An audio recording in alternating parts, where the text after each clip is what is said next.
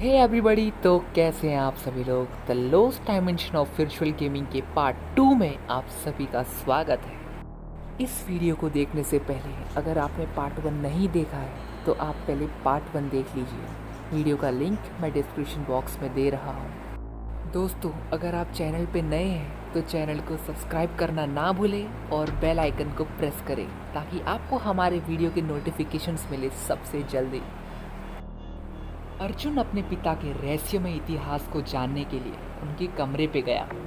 कमरे में अंधेरा था, कुछ सूरज की किरणें ही थी जो उस कमरे को रोशन कर रही थी। अर्जुन को टेबल पे रखे हुए उसे उसके पिता के बनाया हुआ वो हेडफोन पड़ा मिला। उसने उस हेडफोन्स को अपने हाथ में लिया और मानो जैसे उसे संकेत मिल चुका था कि ये मामूली हेडफोन नहीं है। शायद ये वो हेडफोन था जो पृथ्वी को उस स्टार से कनेक्ट करती थी जहाँ से इमेजिनेशन को रियलिटी में बदला जा सकता था। उसे उसके पिता की कही हुई बात याद आ गई, the line between imagination and reality is thinner than we think. Arjun उस हेडफोन की जांच करता है। हेडफोन की जांच करते हुए अर्जुन को उसके पिता का देर रात तक काम करता हुआ दृश्य याद आ जाता है। अर्जुन हेडफोन को ऊपर लगे हुए एक छोटे से बटन की मदद से चालू करता है और अचानक से रूम में एक डिजिटल स्क्रीन आ जाता है, मानो जैसे कि अर्जुन की कही हुई बातें और उसके पिता का सपना सच हो रहा था। चारों तरफ अंधेरा और सामने वह डिजिटल स्क्रीन। अर्जुन को कुछ समझ नहीं आ रहा था। तभी अर्जुन को अचानक से एक अजीब सी आवाज़ सुनाई देती है और इस आवाज़ के साथ मानो जैसे कि अर्जुन का कमरा अब एक गेमिंग वर्ल्ड बनने जा रहा था।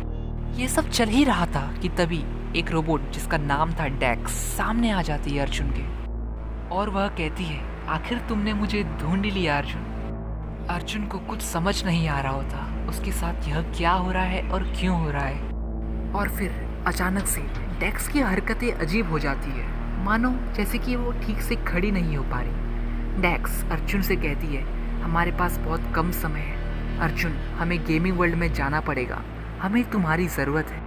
इतना कहते ही वह डिजिटल स्क्रीन गायब हो जाता है और कमरा फिर शांत हो जाता है। डेक्स अब वहाँ नहीं थी। अर्जुन यह सब देख के चौंक जाता है। वह उस हेडफोन की तरफ ध्यान से और अचंभित रूप से देखता है। जी हाँ, यही शुरुआत थी हमारे मूवी के हीरो अर्जुन की। उसे सब धीरे धीरे समझ में आने लगता है। उसके पिता के द्वारा बनाया गया वह हेडफोन्स मामूली नहीं थी, यह बात अब तक वो समझ चुका था। अगर ये सब कुछ इस हेडफोन की वजह से हुआ है, इसका मतलब अब ये सब एक गेम नहीं रहा, गेम से बढ़कर है। उसे उसके पिता की कही हुई बात याद आती है, कल्पना एक शक्ति है और शक्ति को नियंत्रित करना एक कला। अर्जुन एक लंबी सांस लेता है और उस हेडफोन को वापस पहनता है और वापस से स्क्रीन ब्लैक हो जाता है और एक साउंड प्ले होने लगता है, मानो जैसे कि ये गेम का साउंड। गेम जैसी एनिमेशंस और गेम जैसे ग्राफिक्स, यह सब अर्जुन के सामने हो रहा था। और अचानक से अर्जुन एक रंग बिरंगी से दिखने वाले टनल की तरफ खींचा चला जाता है। उस टनल में उसे कई प्रकार के गेमिंग कैरेक्टर्स दिखने लगते हैं, मानो जैसे कि वो गेमिंग वर्ल्ड की तरफ बढ़ता चला जा रहा हो।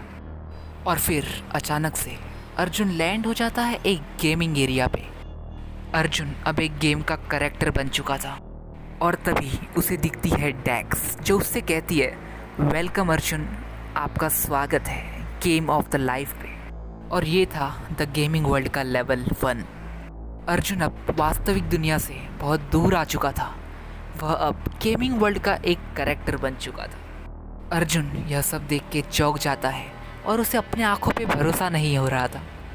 और तभी अचानक से डेक्स वापस आ जाती है और कहती है, अर्जुन कहाँ जा रहे हो, याद नहीं तुम्हें क्या करना है। और फिर कुछ मॉन्स्टर कैरेक्टर्स अर्जुन की तरफ भागे चले आते। अर्जुन के हाथ में अचानक से एक ग्लोइंग एनर्जी स्वॉर्ड आ जाती है और डेक्स के हाथ में आ जाती है एक रे ब्लास्टर। और फिर डेक्स और अर्जुन तैयार हो जाते हैं मॉन्स्टर्स का सामना करने के लिए। अर्जुन और डेक्स आगे बढ़ते हैं और एक एक कर मॉन्स्टर का सामना करते हैं। जैसे ही अर्जुन मॉन्स्टर की तरफ तलवार से वार करने गया, स्क्रीन काला पड़ गया और स्क्रीन में टेक्स्ट नज़र आया, लेवल 1 बिगिंस। आगे क्या होता है जानने के लिए देखते रहिए पार्ट 3। अगर आपने चैनल को सब्सक्राइब नहीं किया है तो चैनल को सब्सक्राइब कीजिए और वीडियो को लाइक कीजिए। तो मिलते हैं आप सभी से अगले पार्ट पे।